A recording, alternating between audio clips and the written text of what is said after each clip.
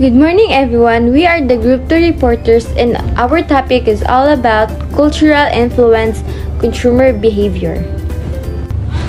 So, consumer behavior refers to actions, decisions that individuals make when purchasing goods or services.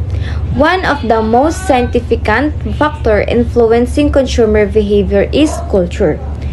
Culture shapes people's values, beliefs, lifestyle, and expectation, all of which directly affect how, why, and what they buy.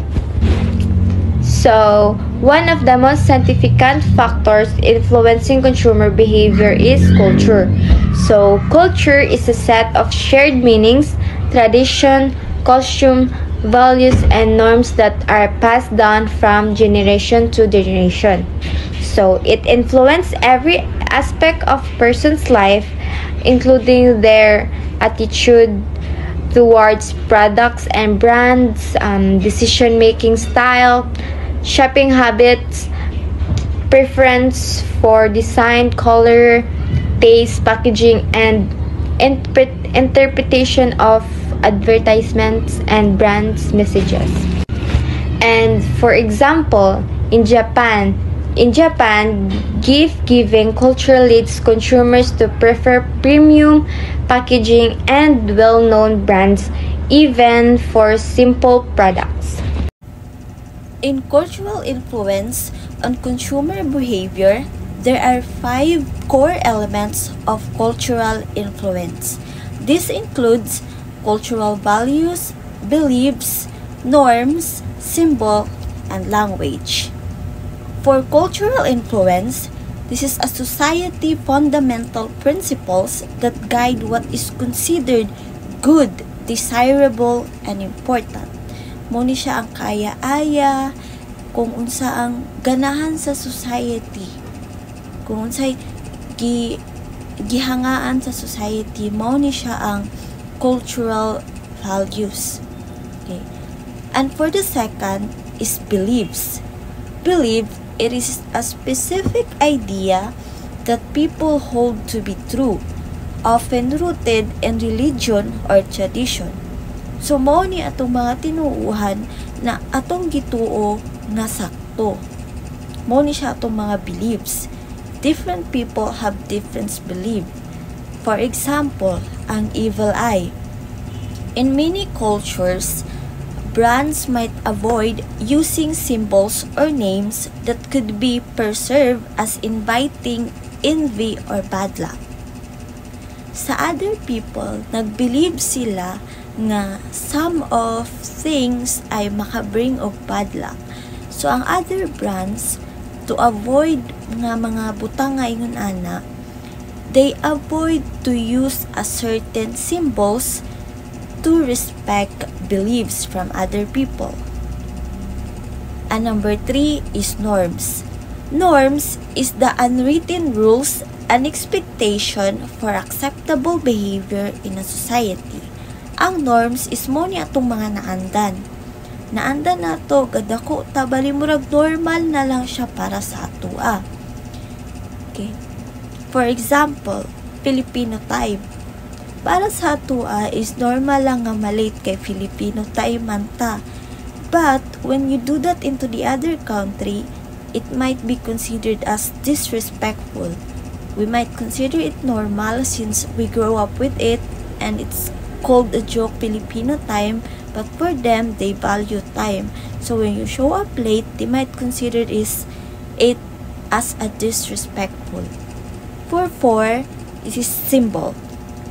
Objects, colors, or images that carry a specific meaning within a culture. Example, the color white. Kung sa Western culture, nag-represent ni og weddings, mga unit, mga purity, while also in East Asian cultures, nag-represent ang white og mourning and death. So, nasa lain-lain nga meaning. And also, lastly, language. This is the words, idioms, and tone used to communicate which shape how messages are interpreted. For example, sa KFC taglan nila nga finger licking good. Pero if mistranslated na siya, ang meaning na is eat your fingers off.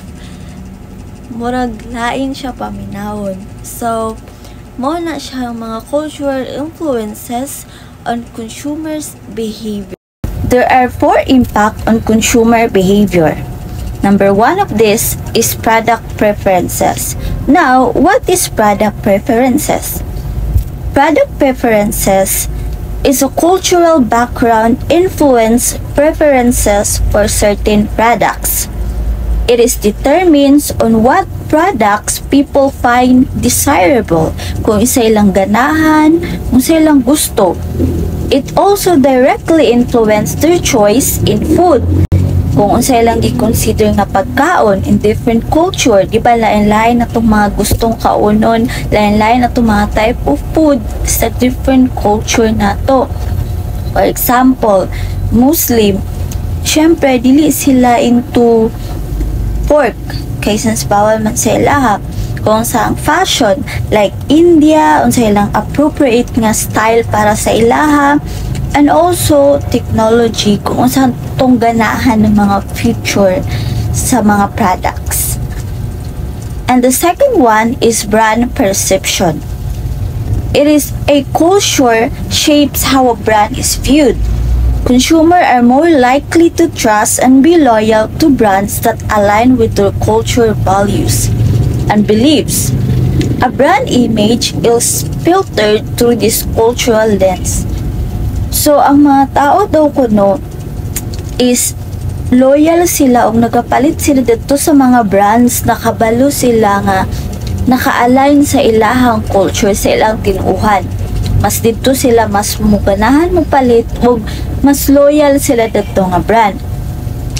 And for the third one is impact on shopping habits. Shopping habits is a cultural norms, so it means normals or naandang na siya nga nagdictate into shopping habits, including where people shop, online ba kaha or sa personal ba kaha, kung saan nila pag make of decision pagpalit of product. And this includes whether they prefer online and they tend to make quick impulsive purchases or carefully researched decision, kung saan nila pagpalit, kung ginahuna-huna ba juday na nila or impulsiveness lang nga pagpalit. And for the last one is communication effectiveness. For marketing strategies to work, they need to be effective. It must be delivered in the way that the audience understand and appreciate the meaning. For example, direct. It is a straightforward sales page appreciated or it is considered rude. Formal versus informal. Should brand use formal language and titles or casual friendly tone? So, ang communication style kay unsaon sa product pag-showcase, unsaon sa brand pag-showcase ilang product into communication style, kung formal ba ni or informal, para maka-attract sila og buyer. By communication style, maka-impact siya kung maka-impact siya into buyers para mupalit sa product. Marketing strategies for cultural adaptation, localization, tailoring products and marketing campaigns to fit specific cultural preferences is essential for global expansion.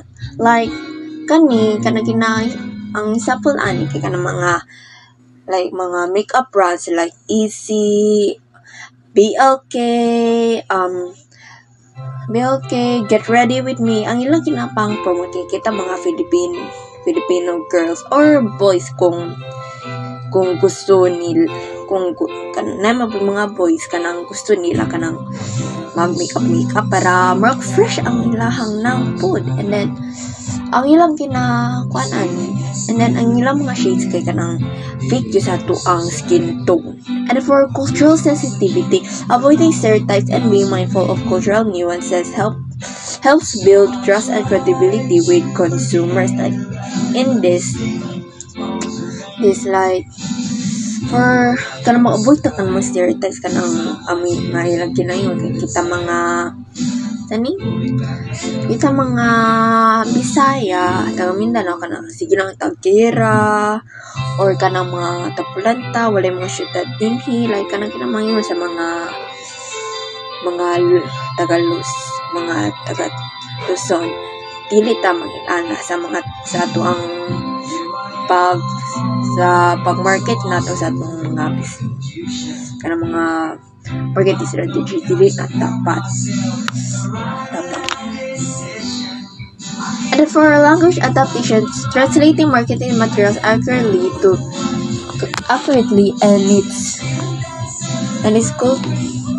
and using culturally relevant language ensures effective communication. Like for example, di ba na yung mga brands kananay sila yung mga sacred like we find ways and then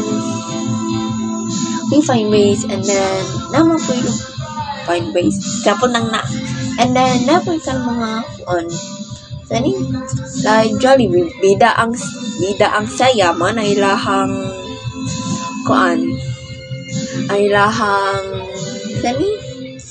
quote or something like that sa din sa Philippines and then marag na po sila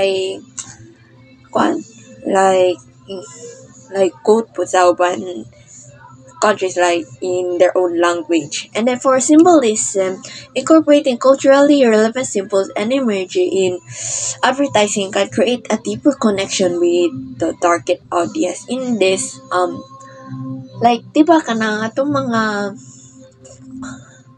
in this murag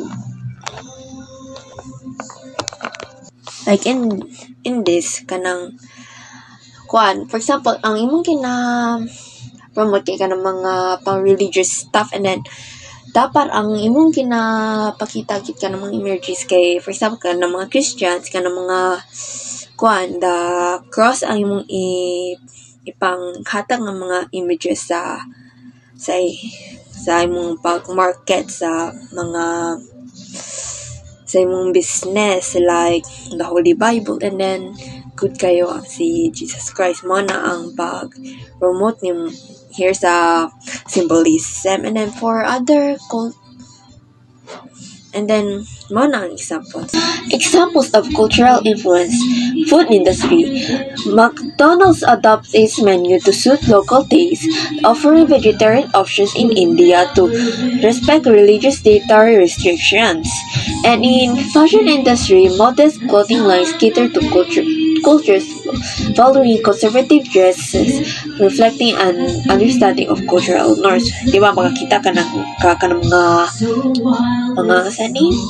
mga Muslims like mga Muslim women kanang most of the time from head to toe kanang cover sila sometimes kanang imo makita ra sila kay kanang mga eyes kay apil na silang culture. And then in the automotive industry, social classes influence the type of car preferred, with luxury brands like Rolls-Royce associated with the upper class and more practical vehicles like Toyota favored by middle class. Diba? Kanang mga Tesla, Ferrari, usukin na sa mga tattoo. And then kita, sa ato, usa kay nga ng mga Toyota or Suzuki. Challenges and considerations. Cultural complexity. Cultures are dynamic and multifaceted, requiring continuous learning and adaptation. So, mato siya no, ang kultura is dili permanente and dili siya sa usa ka lang ka porma. Usab-usab siya depende sa panahon, depende sa technology, diba? Depende sa palibot nga panghitabo, diba? Then usa sa mga aspeto is ang sinina, ang pagkaon o ang religion niya, relihiyon. So, ato siya, so kailangan nato mo adapt po, dapat ato lang tunan nato ilang kultura, sabto na to, di ba? Okay, siyempre, napita sa kuan, so kaya nato, sabto na to ato ilang kuan, culture. So, ato siya. Next is ethnocentrism. Avoiding the assumptions that one's own cultures is superior is crucial for respecting and understanding diverse consumer behaviors. So ethnocentrism is dapat likayan na to ang atong una-una nga mas maayo pa atong culture, mas dako pa atong culture.